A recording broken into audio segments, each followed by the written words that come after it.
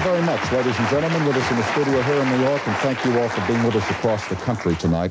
I don't know if I deserve that, so help me. I went to a motion picture in New York here last night, a movie, and afterwards I'm walking down the street with some friends, and a lady comes rushing up. She says, "Every night I meet a different celebrity on the East Side. Mario Cuomo, how are you?" You know, the Lieutenant Governor of New York. Let's tell you something. First up tonight, we have Mr. Pat Cooper, who has been a comedian for 22 years. And who, in 1980, began saying things about fellow performers which they did not like. For example, he was on a radio program in Las Vegas one night last year, the night after Helen Reddy had appeared on this same show. The previous night, in discussing show business and good fortune, Helen Reddy was quoted to have said that being successful in our business is 10% talent and 85% ambition and being in the right place at the right time. Well, the next night, Cooper came on, and he said, you know, Helen Reddy was right. That's what she's got, 10% talent. And a whole great big fight started. And since then, he has been zinging other performers in show business, and he has gotten himself a few invitations to dinners at Helen Reddy's house, among other things. Mr. Pat Cooper is our first guest tonight to take a look at the other side of comedy and why Pat Cooper seems to be very, very unhappy about the way things are going in his business.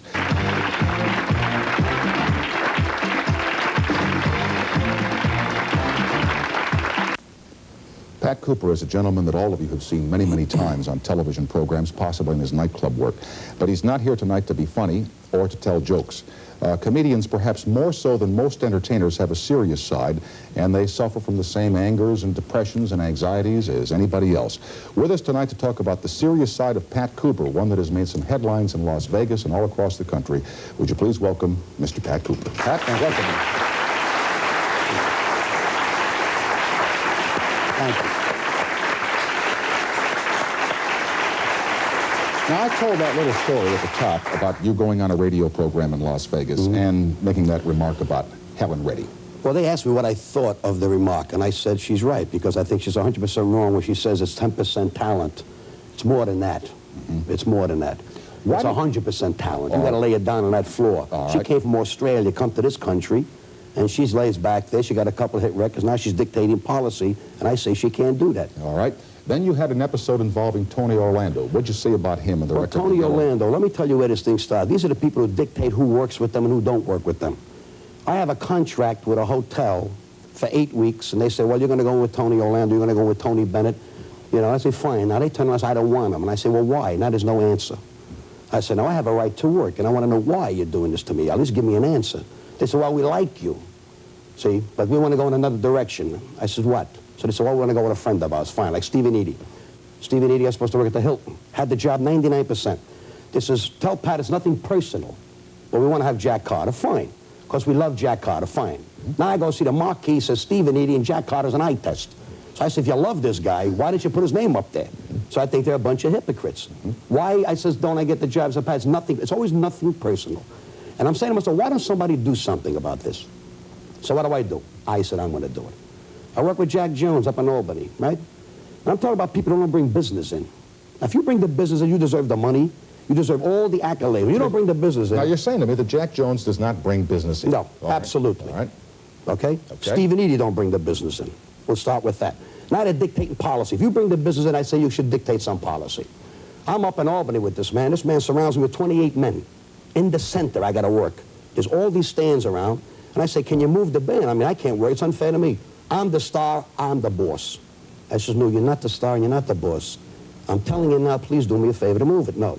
I offer $1,000 to management to build me a platform. They refuse to do that, okay? I said, Jack, I'm unhappy. Well, what are you going to do? 3 days later, I quit the job.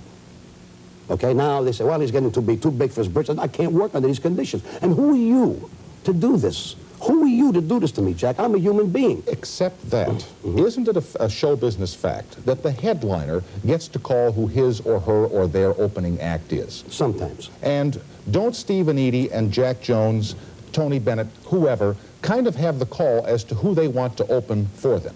Yeah, but tell me why you don't want me. Okay, then if they would say to you, hey, listen, Pat, we don't think you're very funny, we don't like your humor, and we don't happen to like you very much, then that'd be Jake with you. That'd be all right. If they would say that to me, they say, Pat, there's a reason we don't like the way you operate. Well, what if they're trying to spare your feelings? What if they don't want to hurt you? They don't spare feelings. They don't spare feelings. They tell you the way they want. If they don't like you, they tell you right in front of your face, because they're swinging. They're doing great. They don't care. There's no feelings involved here. It's just the ego. It's an ego trip here. It really is. I got a great reputation. I do a great job. I work hard at it. I got feelings. I care about my business. I put into my business. And when I see these people don't put into the business, I say, wait a minute. Who are you to tell me? When did this happen? I'm in this business 22 years. I said, I built up something, and you push me aside. I get 8 weeks' work. I didn't ask for it. Summa Corporation gives me 8 weeks' work. I didn't want it. I didn't ask for it. All of a sudden, I got no week's work. I had to give back the contract because I said, you can't push me around. When you tell me Tony Bennett is my next show, and all of a sudden Tony says, I don't want him. I want David Brenner or Joan Rivers, which is fine because they do bring in more business than I do. But I say, Tony, I don't understand you. You didn't do this to me before. You never did this before. All of a sudden, they're getting panicky because they're not doing the business. Now they need an act who at least will fill a room, and they get the credit. All right, so now then it's your contention that there are some people in the industry who, in your view, are fading stars and who don't bring in the business, and to salve their own egos, they'll go for somebody that in their minds is hotter than you to fill the room to satisfy their egos so they don't see empty seats. Now, let me ask you a question. Are you going to get a lot more work by talking this way on television programs? Because I have a built-in business, me, Tom. I go around this country, I get work all the time. I don't know who works more than I do. I'm a good man because I worry about bringing business in. I'm a kind of man, if the guy can't afford me, I take the door. I take the door. I says, forget about it. You give me so much at the door. If nobody comes in, you don't lose anything. I'm trying to keep my business open, Tom. My business right now, Vegas, is starting to close. There's no more name policy. It's going now reviews. Atlantic City is going reviews now. There's no more name policy. By reviews, you mean where the girls come out and do the production numbers and that sort of thing? Now, what happens to a guy like me? I say, wait a minute, you're killing my business. I'm not going to let you do that. I want to go to Atlantic City. I can't challenge your facts on Las Vegas because I don't know what the receipts are out there at all the hotels, but I can't just believe for the life of me, sitting here off the top of my head, that some of the headliners, including some people that you mentioned, are not doing very much business in Las Vegas. I promise you that. You know why? I promise you that. If they were doing the big business for the kind of money that they're commanding, they would never use a David Brenner or a Joan Rivers. They would use a Harry Nobody and be the big deal. They don't want to share success with you. They don't want to give you nothing, you see. But then they want you. If Pat Cooper tomorrow became the biggest thing in this country, they'd all fight to have me on the show. Let me try this theory on you. Pat Cooper is jealous of other comedians that may be more successful than he is. No, please don't. That's not right. Well, it may not be right, but I have to ask you the question because this sounds like sour grapes to me, Pat. No, I knew that was going to come out. I knew that would come out. I had people say, are you bitter? I said, no. What I'm saying now, if Rona Barrett said exactly what I said now, that would be called journalism. I say it, they say I'm bitter. I have no reason to be bitter. I'm a very wealthy man, Tom, because I worked at my business. I want to give back something to my business. I want to stop the nonsense of some of the stars of my business who think that they own a Pat Cooper or that they own a David Brenner. Joan Rivers, David Brenner right now are a bigger name than Tony Bennett. They're a bigger name than Lola Falana. They're a bigger name than Dionne Warwick. And they turn around, they're nice enough to open for these people. So why not you turn around and give them credit? They don't give them credit. Tony Bennett don't bring nobody in. David Brenner comes in, it's a sellout. You got to give David Brenner credit. And I don't see Tony Bennett thanking a David Brenner or a Joan Rivers. Come on, we're comics, we're not dogs. We're wonderful what we do in our business. So what you're trying to do then is open up the business a little bit to get rid of the hypocrisy and the hype, huh? What happened to caring in my business? My business has been very good to me. What happened to caring? What happened that you turn around and say, wait a minute, Pat Cooper's on our show. Let's not put the piano in front of him. He has rights to be good also. And we need a Pat Cooper in our business. He's a funny man. There's nobody, Tom, funnier than this man. Nobody. Please understand that. There's nobody funnier than this man. Let me do some commercials here and we'll continue with Pat Cooper right after these announcements. We'll be right back.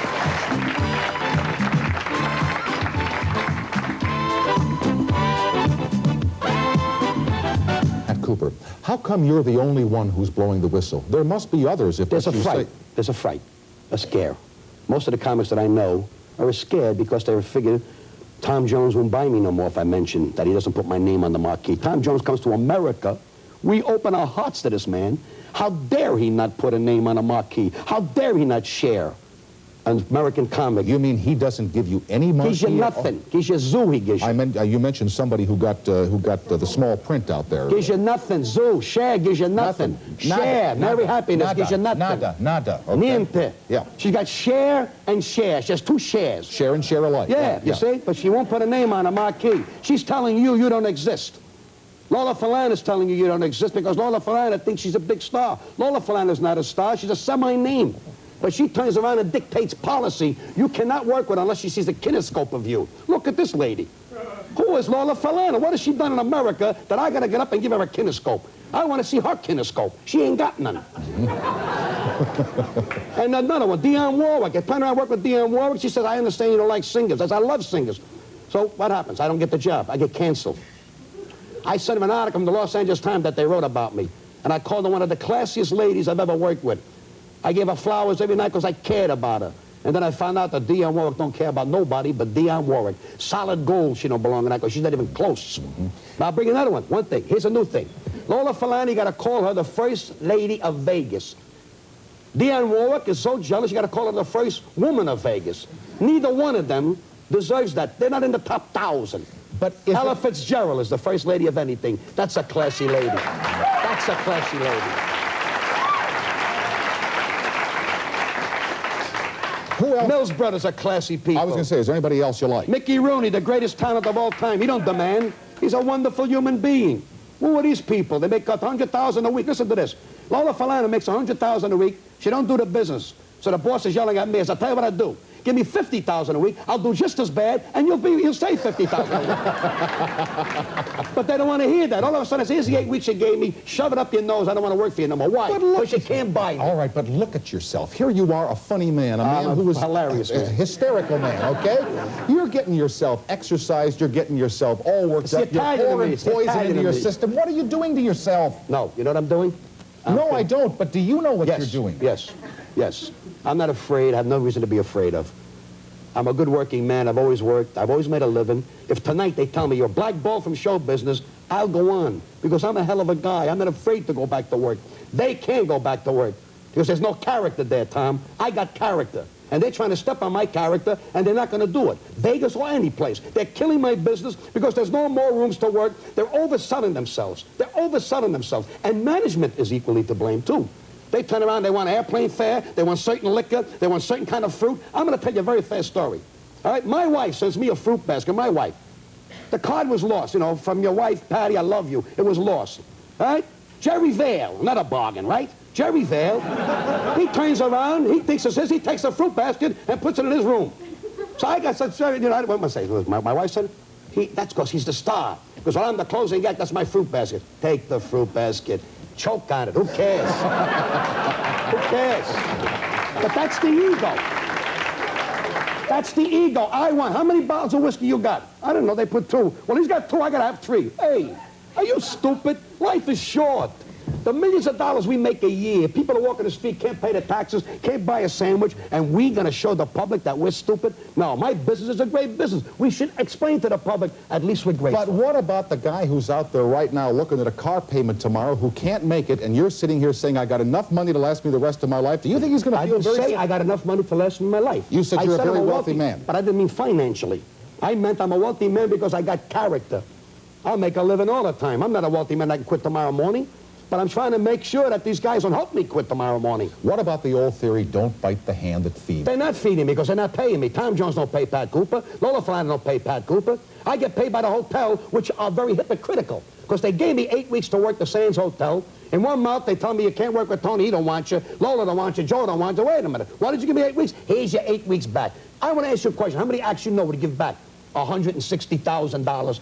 Give it back with a smile and say, I wish you a lot of luck because you can't buy me for that kind of money. I'm too smart for all of you. And I think it's about time that somebody lets these big so-called semi-names know that the game is over. It's over. Yeah. People are fighting back, my friend. You go out in the streets today, people cry to try to make a decent living. They cry, and they're going to hear nonsense from these kind of stars. They're going to be ashamed of themselves to get a microphone. There's a dignity and pride in this world that we're losing. But it ain't going to be because of me, because of some of those people. That's all I can say. All right. Keep them honest. Keep them honest. Thank you for being with us tonight, Mr. I love you. Thanks for having me. All right. My pleasure. Mr. Pat Cooper, good luck, my friend. We will continue right after these announcements from Los Angeles, the Joan of Entertainment Report.